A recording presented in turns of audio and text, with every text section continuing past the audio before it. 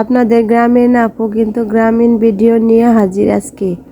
আসসালামু আলাইকুম বন্ধুরা, কেমন আছো? আলহামদুলিল্লাহ ভালো আছো?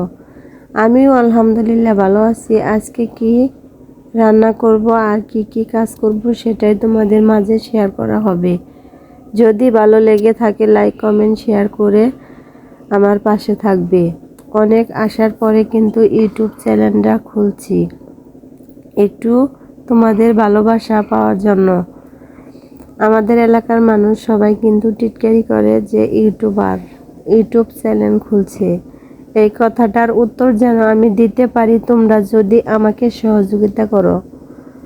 আজকে রান্না করব ছোট মাছ দিয়ে পেঁয়াজের পাতা দিয়ে চচ্চড়ি করা হবে।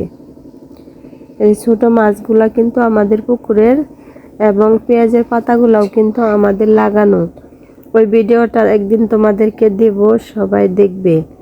আর ধনিয়ার পাতাটা কিন্তু আমাদের এখনো ছোট ছোট হয় নাই, তার জন্য কিনে খাওয়া হইতেছে। এখন তো শীতের দিন, সব সময় ধনিয়ার পাতা খেতেই হবে যে কোনো সবজিতে তরকারিতে।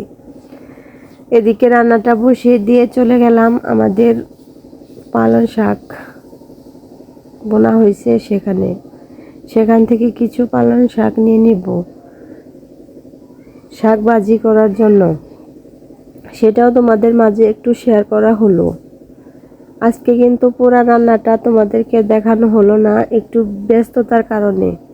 একা মানুষ, চারদিকে শুধু কাজ আর কাজ, বাড়িতে কাজ করানো হচ্ছে, এদিকে একা রান্না বান্না সব কিছু সামলাতে হয়।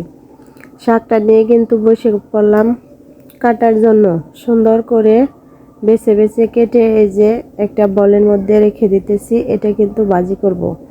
আমাদের অনেকটাই সবজি কিনে খেতে হয় না, যেহেতু আপনাদের ভাইয়া নানান ধরনের সবজি আবাদ করে। আমাদের অনেক বড় একটা ক্ষেত আছে সবজি আবাদ করার জন্য। এভাবে কেটে সুন্দর করে ধুয়ে নিয়ে কিন্তু শাক ভাজিটা করব। ভাজিটা তোমাদেরকে দেখাতে পারলাম না, এর জন্য সরি বললাম। ওদিকে কয়েকটা মুরগি নিয়ে আসছে, ওগুলা কিন্তু কাটাকাটি করতে হবে। শুধু কাটাকাটি নেই, এগুলা আগে অনেক সুন্দর করে পরিষ্কার করে নিয়েছি। নেয়ার পরে এই যে আস্তে আস্তে কেটে নিতেছি। অনেকগুলা মুরগি আনা হয়েছে, এগুলা কিন্তু একেবারে আমি কেটে কুটে ফ্রিজে রেখে দিব বন্ধুরা।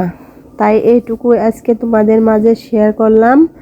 ভালো থেকো বন্ধুরা, আল্লাহ হাফেজ, টাটা, বাই বাই।